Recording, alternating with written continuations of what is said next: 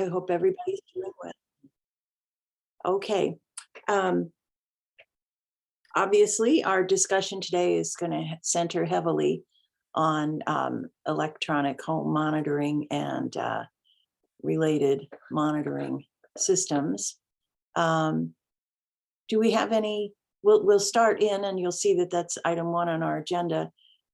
Do we have any preliminary matters, though, before we get to that? I raised my hand because I heard from Dave Graham that he's still in the in-custody arraignment calendar, so he's delayed in joining us at the meeting. Okay, thanks for letting us know. I think we'll proceed as best we can and hope that Dave's able to join us as soon as possible. Okay. The only other preliminary matter I have is that my video feed is going in and out. So I'm visible on my screen at this point, but I'll be intermittently visible to the rest of you, I think, as the meeting proceeds. Okay. Well, I think we're ready to start, and I'm pulling up my agenda. I tried to save a tree by not printing the agenda and simply having it on my screen. So we'll see how well that goes.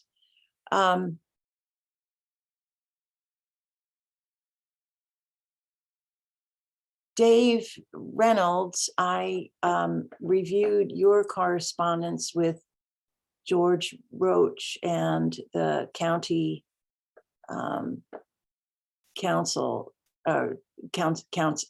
county legal counsel regarding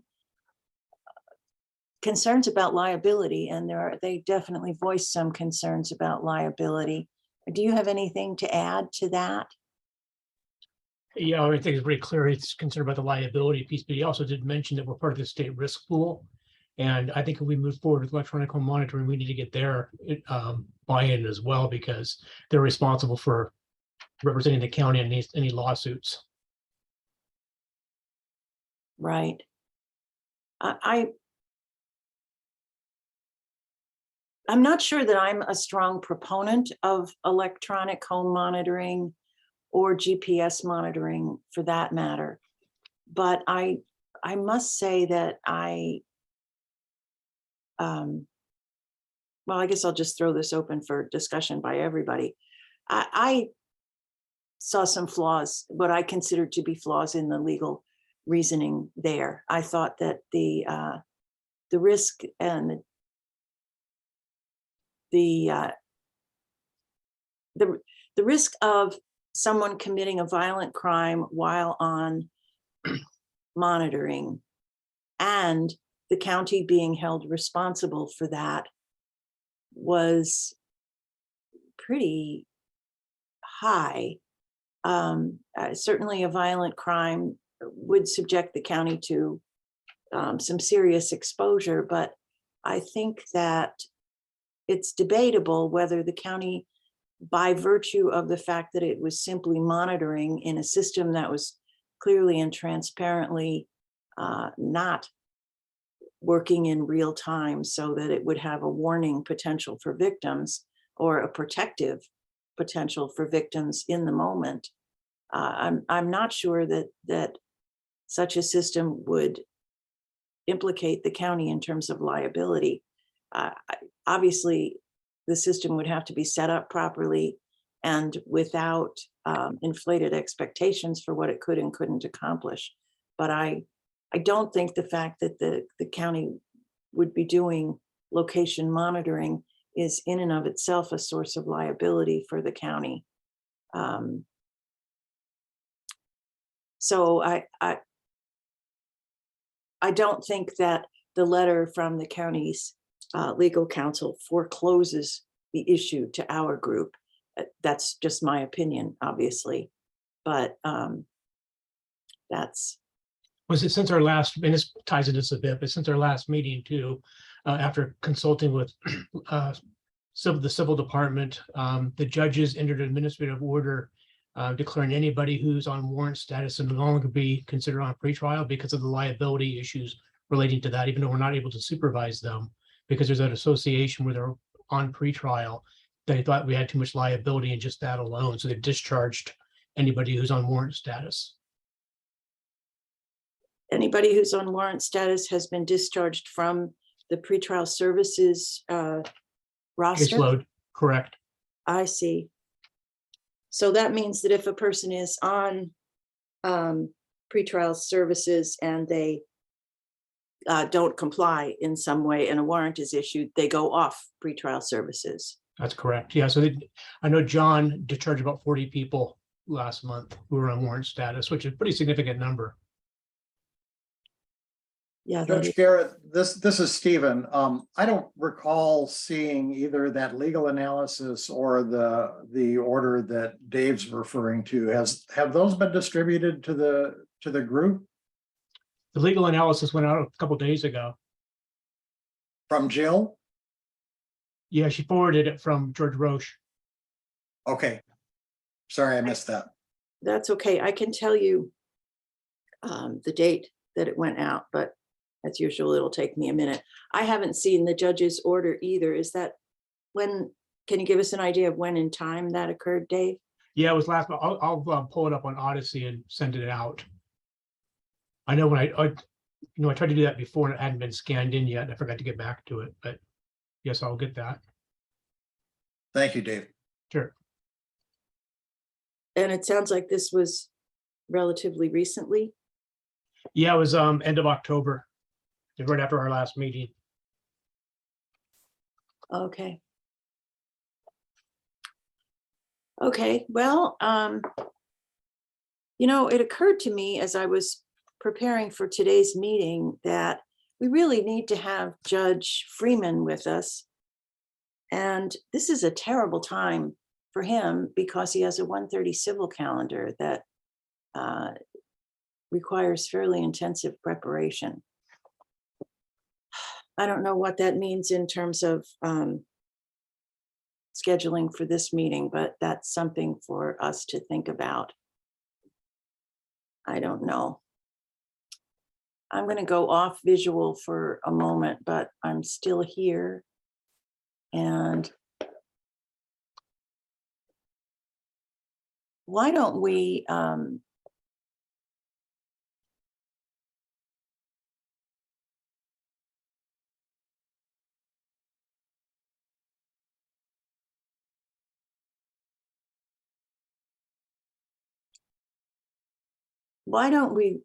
move forward and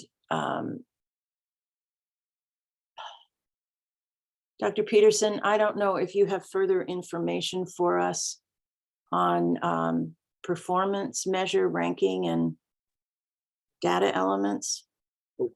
Yes and no. So I haven't received any of the any additional rankings from any judges or commissioners. And now it's been at least 3 or 4 months. So I think, there's, assuming Judge Freeman has been forwarding these, my requests and inquiries, I think we've given ample opportunity for them to respond. So I would just suggest, pending your approval, that we go ahead and move forward as it is.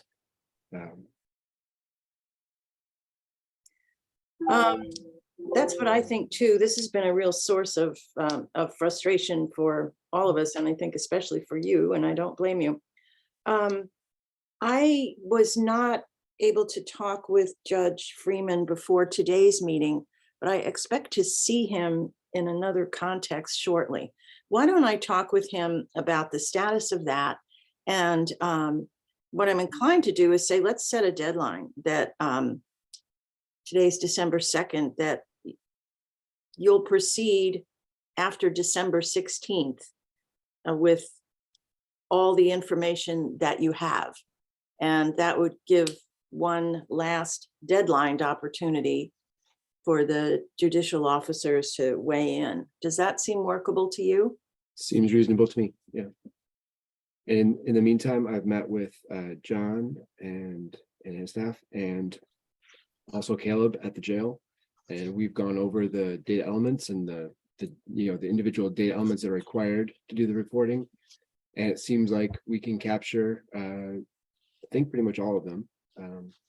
So we'll, after the 16th, I'll put in a request to them to get some data, and we'll try it out and see how it goes.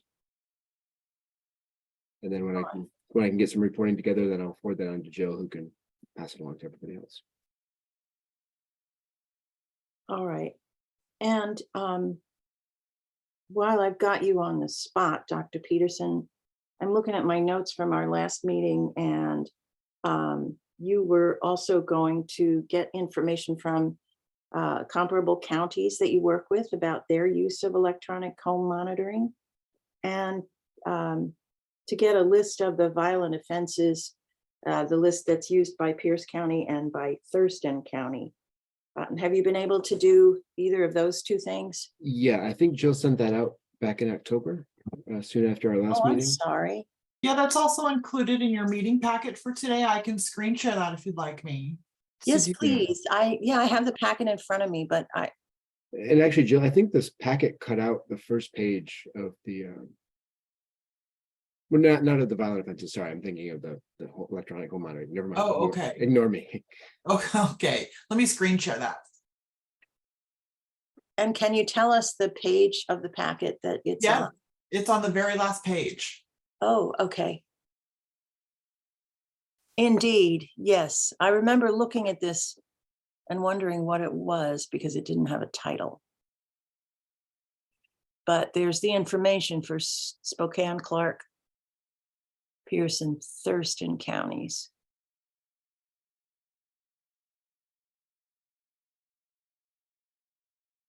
I'm sorry.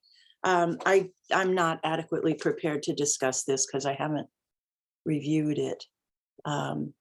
At least I looked at it, but I didn't understand what I was looking at. And so I didn't really review it in context. Are others ready to discuss this chart?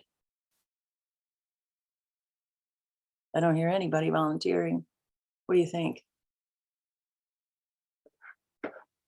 I think we may want to defer further consideration until our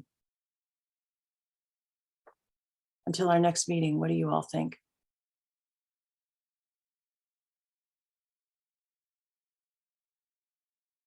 Well, hearing no objection, I think we'll table this discussion and the discussion of violent crimes generally. We're still working on that issue, but I know that Dave Graham has been a necessary and involved participant in that discussion.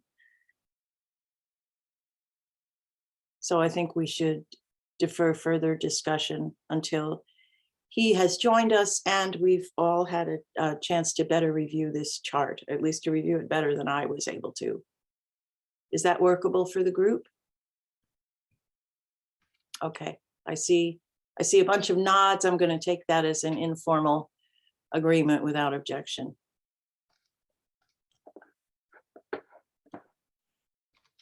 Dave, Dave Reynolds, I see that you've compiled, as you agreed you would, information from several law enforcement sources regarding electric monitoring. I was surprised, frankly, that the prices are so low, although the equipment prices are not low. But it was interesting too, reading ads for this. I'm just not used to seeing law enforcement materials and equipment advertised the way we advertise drinks and items of clothing. But it was interesting reading, and it certainly looks like these this would be within the realm of the affordable. Yeah, it's not very expensive. No, if we were to decide to proceed, we could probably fund it, is my understanding. One thing that occurred to me was the thought of if we can obtain the funding to institute something like a small pilot project that doesn't involve domestic violence cases, but it does involve home monitoring or GPS monitoring. I imagine we're talking about home monitoring primarily. Is that something that we could consider? I think we could consider it. I think we need to run that by legal again first too. Just Mhm. regarding, does that, what kind of liabilities that exposes Yeah. to? Their primary concern seemed to be domestic violence cases. And so it may be different otherwise. Carol, you've got your hand up. Oh, thanks, Judge Garrett. I just had a question on the liability concerns, and I see that Jake and Bruce from District Court are logged in, and I'm wondering, isn't the county already exposed to liability of using some of these tools because they're used in District Court? So I'm curious how different that discussion is for potential Superior Court uses.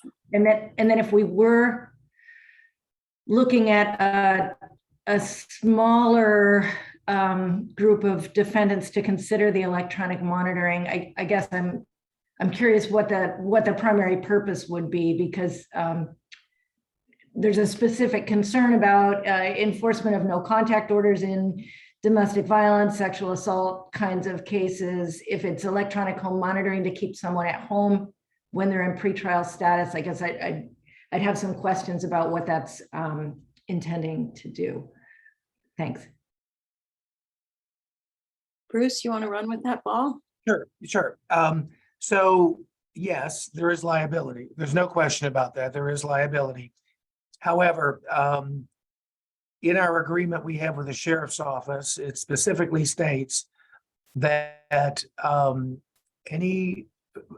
violations will be responded to the next business day. There's no expectation built into the program that anyone from the sheriff's office, law enforcement, either can or will be able to respond to any violation at the moment. We often don't get the reports, or many of our reports come in overnight. The sheriff's alternative program is not staffed 24 hours a day. Another possible difference between what we're doing and what was discussed, if I recall the last meeting, is we do not use GPS. It may have been used once or twice, possibly Jake may have better information on this, but it's not really being used at all. There is no victim notification component to this when a violation might occur. And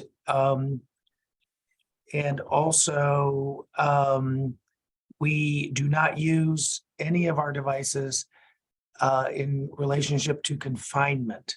And so there's no, which of course is what you would use the GPS for. So we don't have any devices that we're using that says you have to stay out of this area or you must stay in this area.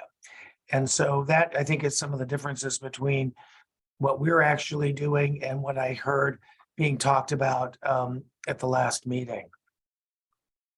Yeah, just to clarify, the majority of the electronic equipment for district court is the transdermal alcohol monitoring.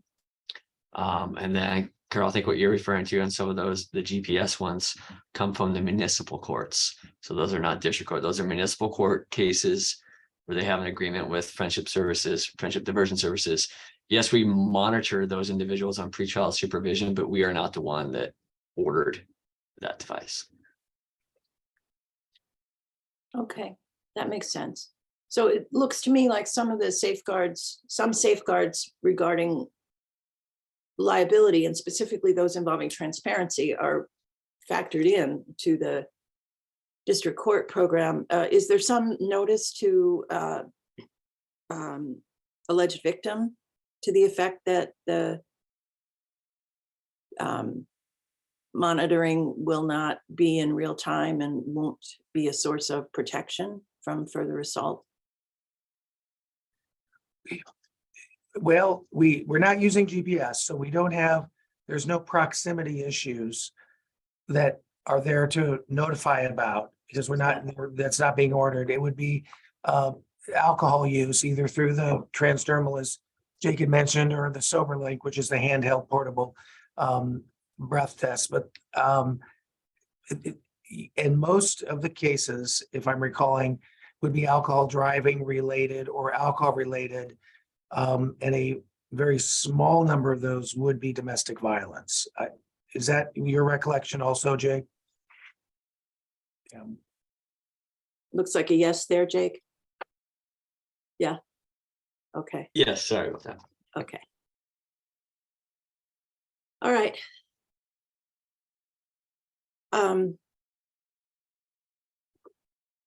So Judge Garrett, I'd Yes. also followed up, one of my other chores was to follow up some other EH or some other pretrial services programs we're using EHM. And right now, Pierce County is the only ones that actually have an in-house program. Everybody else, if they have it, they contract for it, and they don't monitor it. Somebody else is monitoring it. And they don't have a say in who goes on. Nobody could tell me what the rhyme or reason for anybody going on is. The judge just puts them on, and usually it's an agreement with the prosecutor and defense attorney and the judge, but the person will go on it. So they're not using any sort of rating system to determine who's an appropriate candidate for EHM or not. So these are just judicial decisions, basically on a case-by-case basis. Yeah, that's correct. Uh-huh. Yeah. And one of the concerns that came up, when we were talking about the people who are on pretrial who absconded supervision, if they had been on EHM, this wouldn't have stopped them from absconding. They could have picked up an escape charge. They also could have picked up a, Moses mischief charge for tampering with the bracelet, as well. So there sometimes becomes a slippery slope depending on who you have on there, and they end up being in more trouble than they were in the first place. Mm-hmm.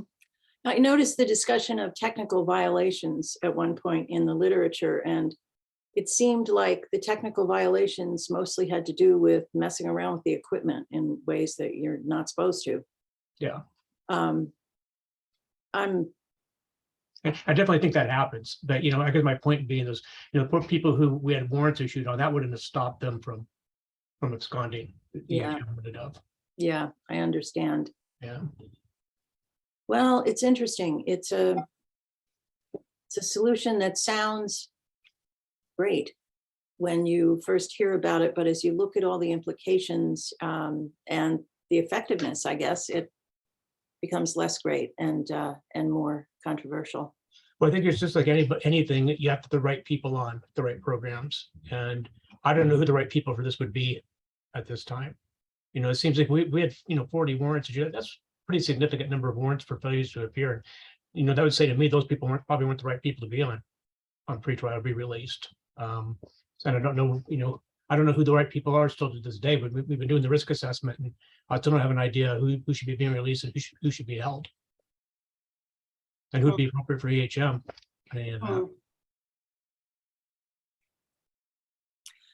What's the status of use of the risk assessment? Are the judicial officers who do first appearances using it? And if so, are they using it routinely?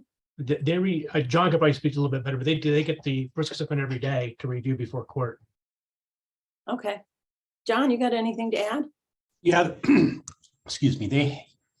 They're all first appearance. If they're in custody, we'll get an assessment done on them, and they'll have it in the file and ready when the hearing occurs. Okay. And sometimes they use that to assign them to our unit at the level they were or not. It's just there's no real, that's case by case basis. I see. Okay. And I see that Dave Graham has joined us. Hi, Dave. I apologize for getting late. We just got done with the calendar that started at 8:30. Oh my.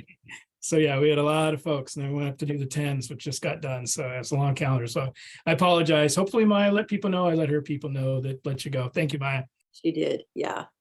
Yeah. We've been talking about the various issues involved in monitoring, mostly EHM, but also GPS. And some of the issues that the county's raised, some liability issues, but there are also issues of effectiveness. And we haven't made any decisions. We just sort of talked about those issues. We tabled any discussion of definition of violent crime because I think we want to we want to look at at monitoring issues first, but we also want you involved in the discussion of violent crime. So we tabled that pending your arrival. And we've gotten some information. Dr. Peterson has gotten us some information about use by other counties of the information that we've talked about, and it's in the very end of our packet for today. And that packet, I believe, was sent on November 23rd. Anyway, I think that brings you fully up to speed. That's where we are. Perfect. Thank you so much for the recap. Sure.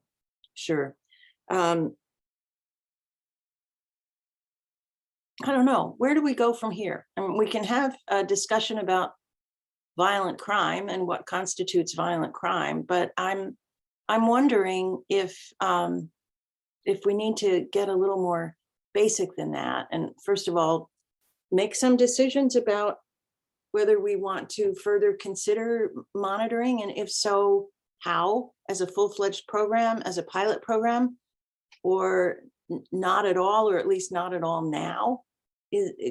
Obviously, any decision we make as a group is simply a recommendation to the judges.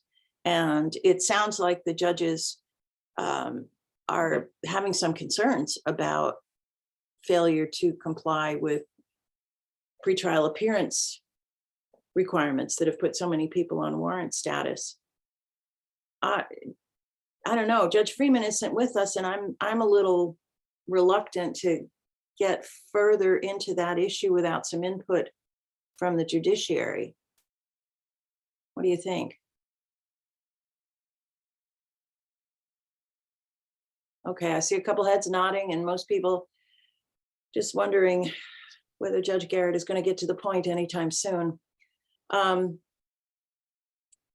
Stephen, yes.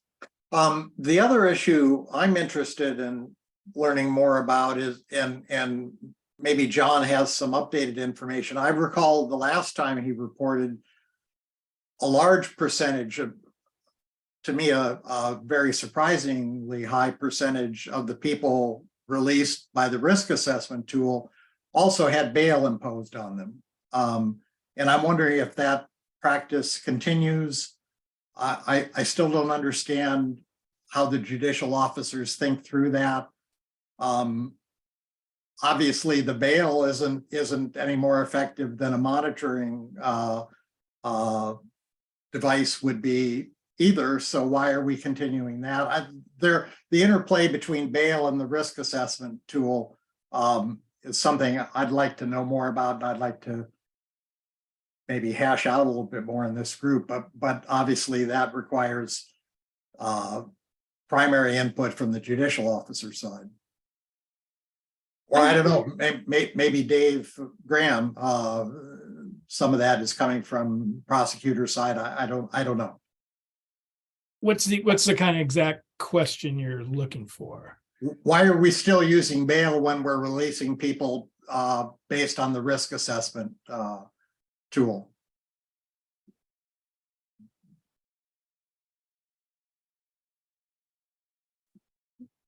Are you talking about why we're releasing them on bail and pretrial services?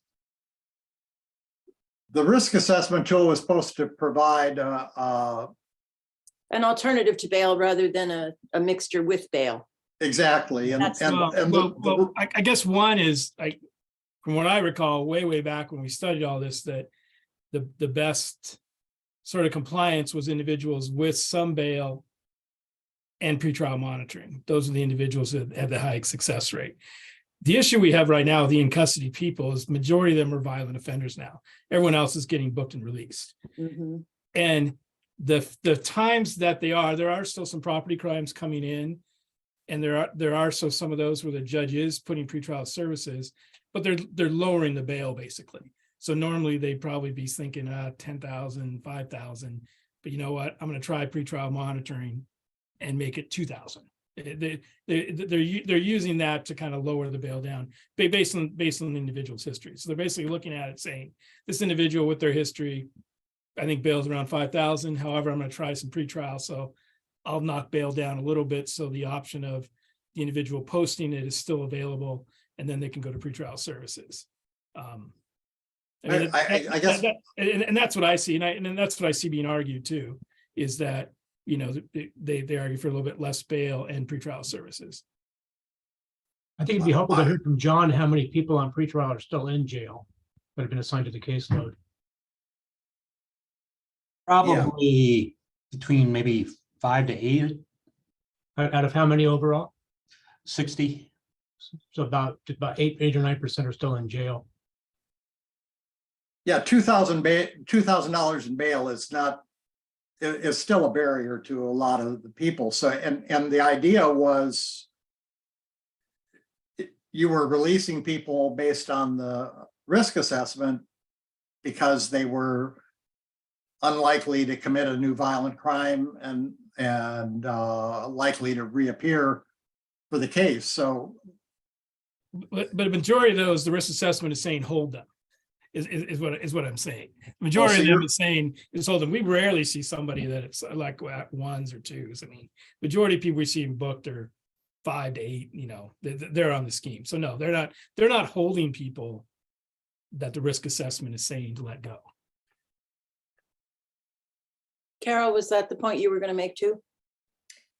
Yeah, it sounds like pretrial services is being used for a broader range of risk scores, so not just the low risk people. And that's actually a concern that has come up in this group a number of times, and I'm actually kind of glad to hear, because there are people who have some significant risk factors and are able to post bail, and then we really haven't had much support or monitoring for those folks. So it sounds like some of that actually is happening, which I mean, maybe that's a positive. Yeah. Yeah, it could well be. What's true is we're all struggling with a legal system that's coming out of a pandemic. And we had some very unusual circumstances then that were not at all contemplated by the systems that we set up in this group. The timing couldn't have been worse, but you know, that's the situation that we go with. And now it doesn't seem like a bad thing to me to have the pretrial services program and unit looking at a broader range because of the higher release of the lower scored people. Anyway, I don't know. Judge Garrett, Maya's hand is raised. I'm sorry, what? Maya's hand is raised. Yes, Maya. Thanks. I guess Dave said that the commissioners are not holding people who the risk assessment says to let go. And I don't know if that's an anecdotal statement, or do we have data around that? And maybe I simplified it. I guess maybe I simplified the issue is that there isn't really a risk assessment that says let people go. It's more geared, like what are the numbers? Are we geared to the range? So I guess it's more anecdotal that. But are we studying, like, are the people who are scoring 1 or 2, are they all getting PR'd? Well, it depends on the nature of the charge. Are they getting pretrial conditions? Are the people that are scoring 3 and 4, are they getting both? You know, like, I guess who's tracking? Do we have that data to say what are the judges doing, or are the commissioners doing with this risk assessment? And are these people staying in jail or not? I don't know that I understand that. But I don't have the exact numbers. From what I've seen, most people are getting released without being placed on pretrial. There's a smaller number on pretrial, and you have a smaller number, which is what John mentioned, are being detained, placed in pretrial and detained. And they can't get out. So I think vast majority are with no supervision. Yeah, but I guess, like, don't we have the capability to? Are we not tracking this, like, with real numbers? Are we just? Well, we can, because John knows how many people have been placed on pretrial, and we all know how many people had in custody hearings. that resulted in release. I'd like to say, we've been working on this for how many years? We should be getting periodic data on this stuff so we can make informed judgments. I'm with Maya on this. Is that possible to start putting together and feeding at least to this group, if not to the whole task force? So this would be information that would tell us of all defendants who had a score of X, and we do this for each number, who had a score of X on the pretrial assessment. 1%, X percentage of them are released without conditions. Pretrial, X percent are put on pretrial unit work, and X percent are incarcerated. That's the kind of information you'd be looking for, right, Stephen? Yeah. Yeah. And John, you've been running the risk assessment a year again now, haven't you? What's the question? You've been running the risk assessment a year again now, haven't you? Correct. We should be able to pull from that information, you know, what their risk level was and who was detained and who was released, correct? Yeah, we'd have to go in manual and check out. Yeah, but we have the information there to do. Yeah. It would be really good to get that information. That would give us a better sense of what the current situation is. And just, I'm sorry to hear that would have to be manual. Doesn't the software do that for us? The software can't monitor who's released or follow up after each hearing unless they're assigned to us. But all the other ones that the assessment is given on aren't sent to pretrial, so none of that is recorded. Is there something we should be trying to set up so that this data is routinely captured? It feels pretty fundamental. Yeah, it does. and just anecdotal, I mean, just look, ran to grab the 3 o'clocks today. Of the 8 people, we have like 5 that are brand new ones. They're all 4, 5, or 6, except for one person who's in on a more serious charge, and there are 2. So that's kind of what I've been seeing. Is just that the majority of them are always going to score, because pretty much anyone that's releasable, they're doing book and releases. I mean, that's why our calendars are so huge now on Fridays, is that the majority of people are being booked and released. You're being held if you have warrants out or serious crime. And so that bumps your score up anyway. But yeah, if there's some way to track it, I mean, we have all the information. It's just trying to figure out, because John has an evaluation on all of them, and then it's just finding out who's getting released and who's staying in, I guess, would be the only one to do. Is that something you can help with, Dr. Peterson? So yes, Chair, I was just about to raise my hand. So John, I guess the question is, would we need the jail data then really to know who's released? Is that? If they record that, and if there was bail, or if they post bail, or if they're PR'd, those kind of things would have to tie in. Regardless, unless they're assigned to pretrial, we go in there, but most of these defendants aren't assigned to pretrial. So Right. the jail, if the jail records that, there could be a possibility of getting that a quicker report. Okay, and then John, is there a risk assessment done on everybody booked in, or just those assigned to pretrial? Those who are incarcerated at their first appearance. Okay, Everybody booked in, yeah. yeah, okay, thank you. So are we capturing the number of people who are booked and released? Is somebody gathering that?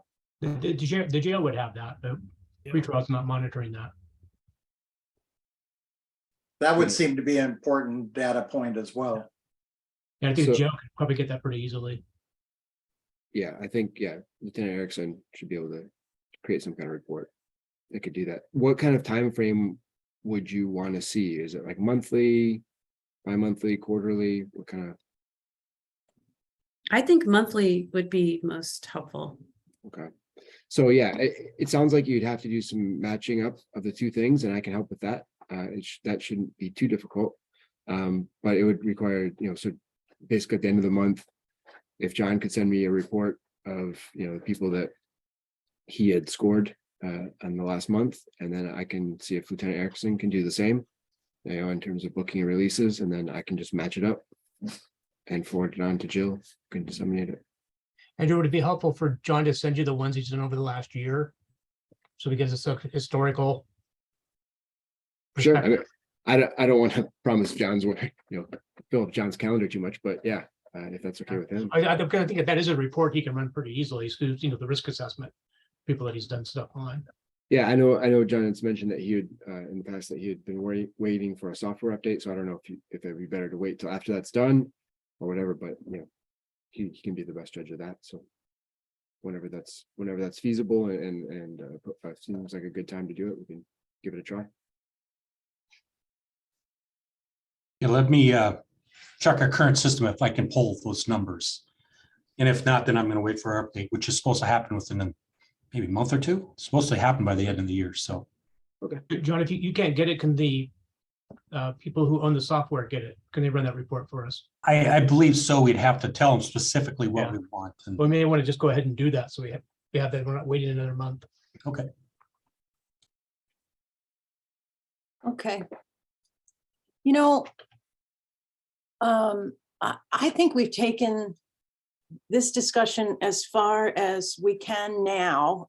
We've got some assignments for Dave and John and Andrew to pursue, perhaps with some consultation with Maya and or Carol and or Dave Graham.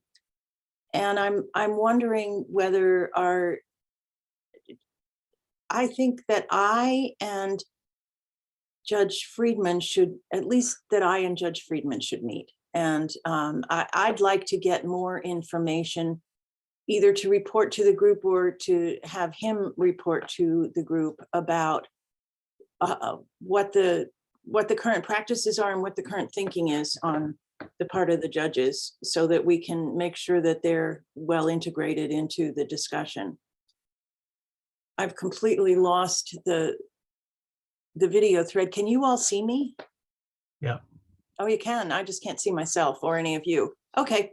And I'm I'm thinking that perhaps with that, we've taken this meeting as far as we're going to go, except for the item on the agenda for determining scheduling for next year. And maybe with those assignments, we can finish the substantive part of this meeting and plan to report back on these various issues at the next meeting. How does that sound to others? Judge Garrett, can I just ask quickly, just so I make sure we have the right information, or I have the right information. So you're looking to see who's booked and released, and PSA scores, and maybe like reason for release, whether it's own recognizance, posted bail, that kind of thing. Right. Is there any other information that is desired in there? Well, it should be tabulated by scores on the risk assessment tool. Okay. So we'd want to know the information for everybody ranked as 1, everybody ranked with a 2, everybody ranked with a 3. Sure. And I imagine that, the information will drop off as the numbers get higher, because we're getting into the violent crimes at that point. But the book and releases won't have any scores though, because those individuals they're not going through first appearance.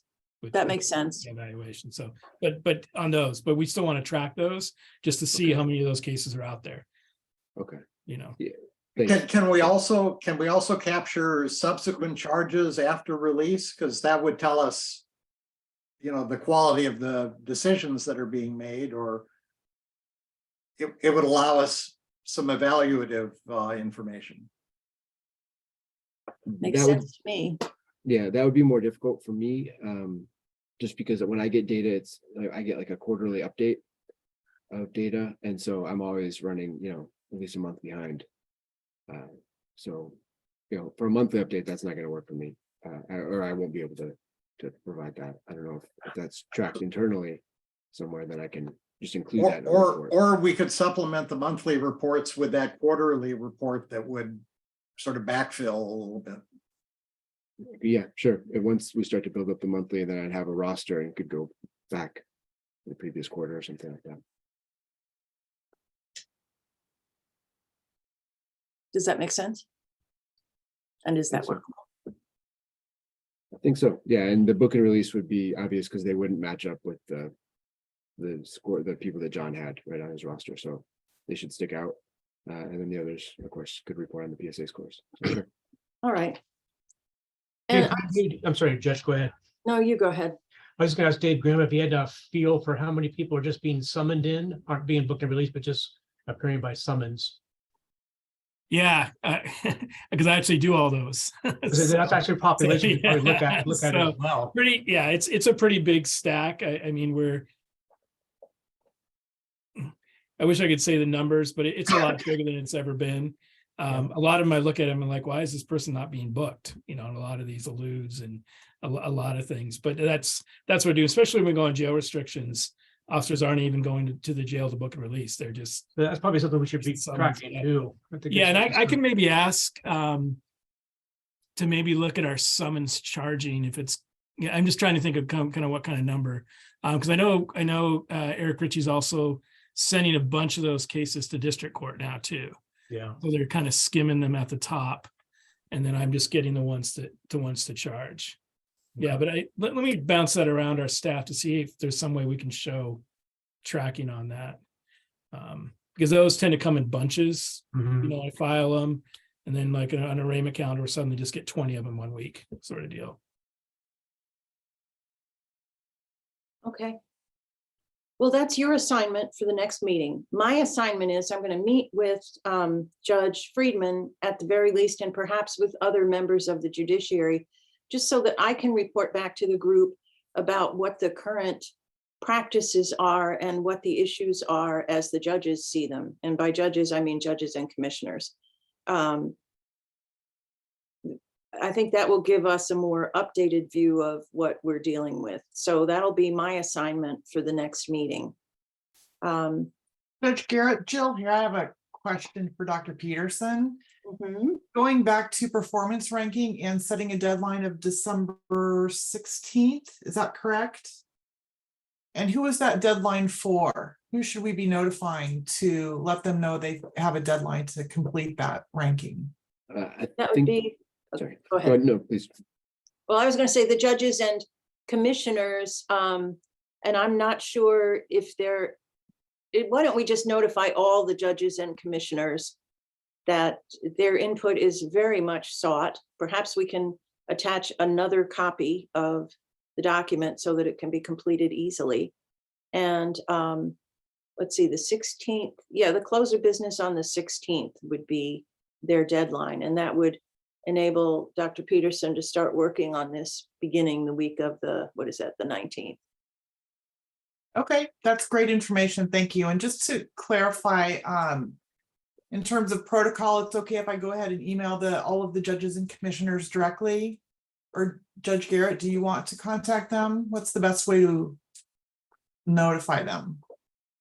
Why don't I draft a letter and send it to you? At this point, I'm just dealing with my own personal email, and I just would like things to be a little more formal. Why don't I write an email to the judges and commissioners, though, saying what we need, and send it to you, Jill, and you could then send it out as a letter from former Judge Garrett, or I guess you could just call me Judge Garrett. Whatever you call me, they'll know who I am. So Sure. want to do it that way? Yes, and I can include the ranking form right in the email to make it easiest for everyone. Sounds good. Can Yeah. you just remind me the proper name of the ranking form so I can refer to it by its name?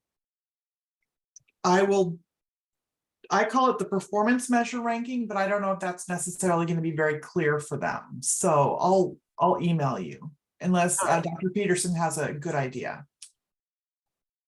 Okay. Just looking up the file 1 second. All right. I'm going to call it the performance measure ranking form in my draft, Jill. And if the formal name is slightly different from that, change it. That works. Thank you. All right, good. Okay, let's figure out meeting schedule for next year, really. Yikes, 2023 sounds so far in advance, but it's what, a month away. We have been meeting every other month, as you know, and that would put our next meeting, as I calculate it, on February 3rd, which is a Friday. If we decide to stick with the Friday 12:30 meeting time.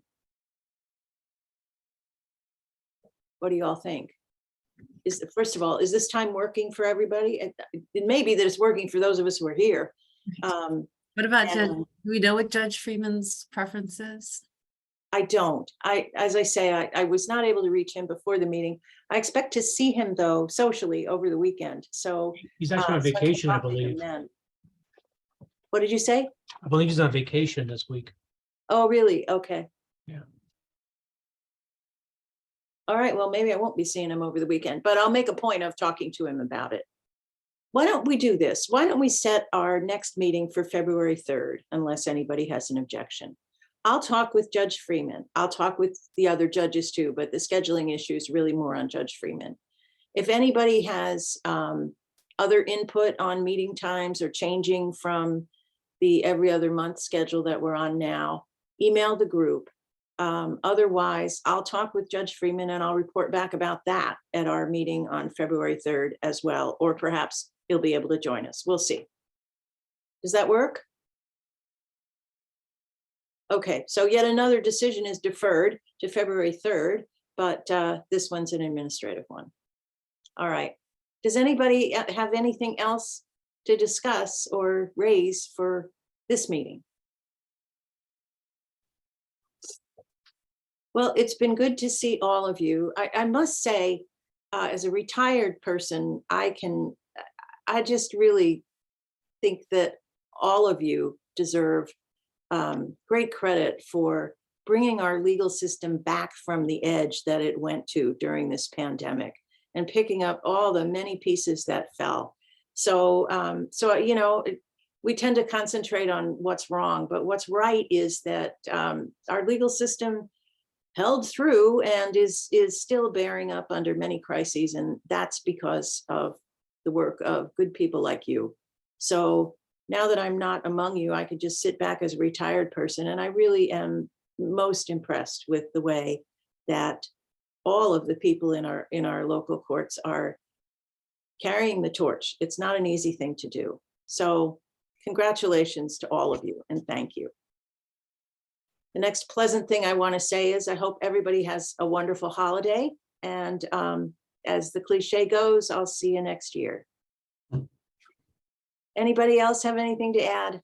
All right. Thanks, all of you. Be well. Thanks, see ya.